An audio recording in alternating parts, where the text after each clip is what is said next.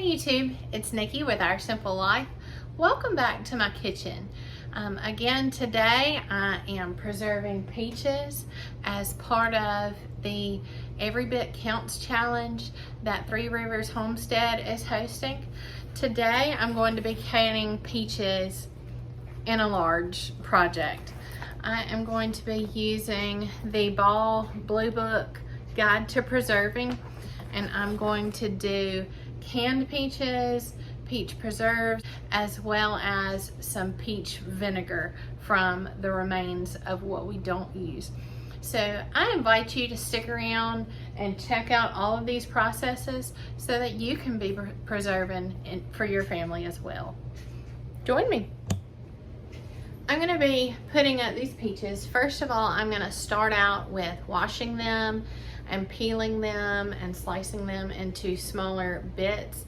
I'm going to put those slices in a mixture of water and lemon juice to prevent them from browning while I'm waiting to can them up.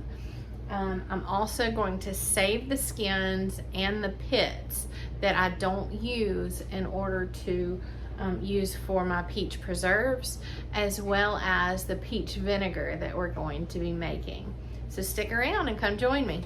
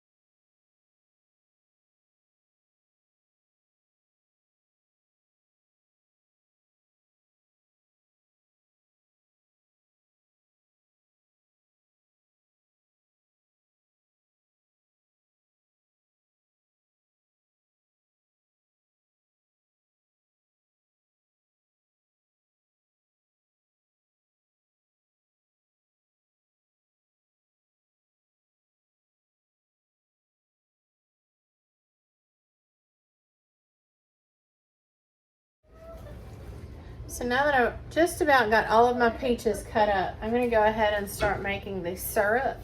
And you can find the recipe for that in that Ball Canning Preserving book. I'm going to go ahead and turn my heat on. About 10 cups of water. And about 4.5 to 5 cups of sugar.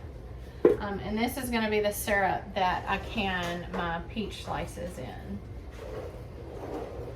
And when this is incorporated, I will start canning these up. Alright, so I have everything hot. My canner is warming up. My syrup, my sugar mixture is boiling. And my jars are hot, my lids are hot. I'm going to go ahead and start packing these.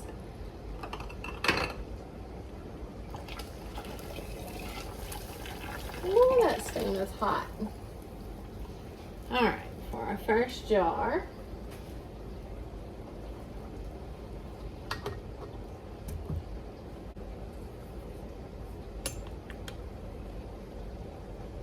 I didn't put these in halves. So there's really no way to put these face down. That you're supposed to put the curve facing down, but I'm not going to be able to do that.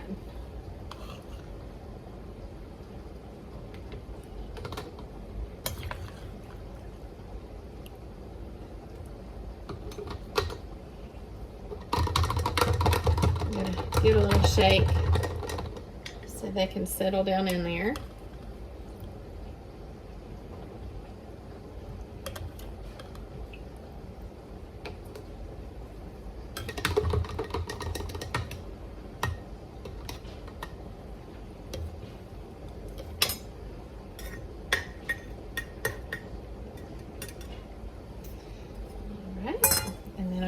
Top it off, leaving about a 1/2 inch headspace between the syrup and the rim of the lid.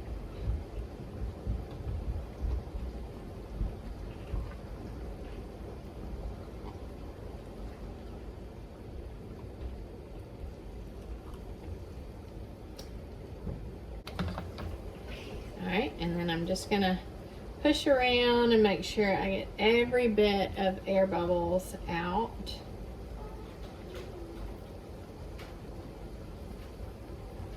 I think I need a little bit more syrup.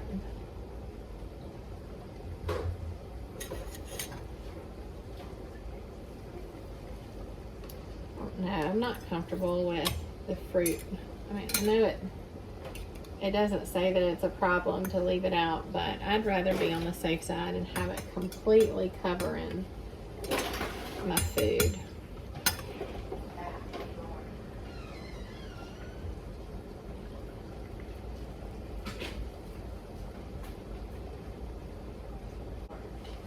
I'm going to get a clean paper towel, and since this uses sugar and that can cake around the rim, I'm going to go ahead and use apple cider vinegar to clean the rims of my jars, just to make sure that nothing gets between that seal. Hot lids.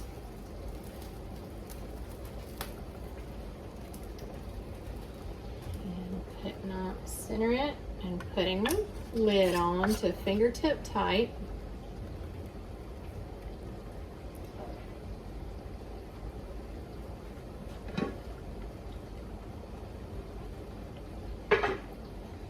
And as I complete these, I'm going to go ahead and put them in my canner.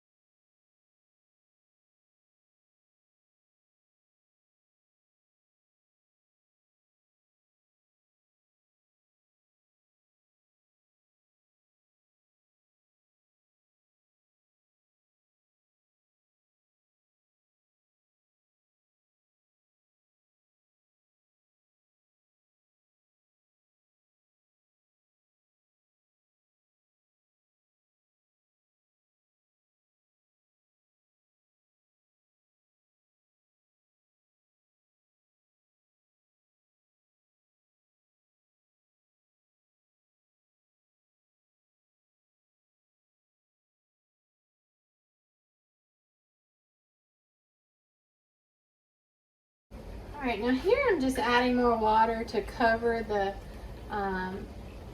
the jars. And I'm using my canner, but I'm actually just water bathing. So I'm just gonna put the lid on so that it can seal in the heat. So in the moment, I lost track of what I was doing and went on and made my peach jam without recording it. I got 6 half pints that I'm taking out of the canner now, and I may go over how to do that in a future video because I do plan on canning more. But I'm letting these rest for at least 12 to 24 hours without touching them and let them seal completely. But I did want to go over how to make your own fruit vinegar. Before I get too far in the process, I took all of my scraps, the skins, the grainy bits around the pit, even the pit that has fruit remnants on it, and I stuck them into a 1/2 gallon mason jar. They filled it up about halfway, maybe a little bit more, and then you want to add about 10% of your jar in sugar. So these jars are about 8 cups, and I went ahead and added 1 cup of sugar, maybe slightly less. And then I'm going to fill it up with water. Make sure that it is non-chlorinated. So you do not want city water on this. When I seal it, well, I'm not going to seal it. What I'm going to do is set like a smaller, like a 1/2 pint mason jar in here, just to weigh down the fruit so that it sits below the water level. And I'm going to leave a coffee filter right over the top so that it can breathe. I'm gonna go by and kind of agitate it a little bit, at least every day, maybe a couple times a day. And that sugar is going to eat, or the yeast from the fruit is going to eat the sugars from the pulp flesh and the sugar that I added. And this is going to develop into a homemade fruit vinegar. You probably need to let it set a minimum of 3 weeks, but up to 6 weeks, and then it will be good on the shelf for at least a year. So I will keep you updated on how my vinegar is doing. It's going to have to process for several weeks, but that is how I make my homemade fruit vinegar. You can see I put the 1/2 pint mason jar just down into the jar. I'm going to cover it with just a napkin and a couple of rubber bands just to secure it down so that it can still breathe.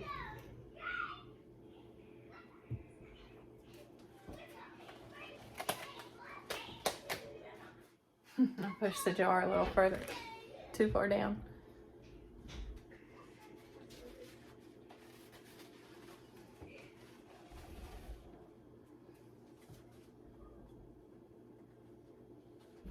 I'll change these napkins out every couple of days.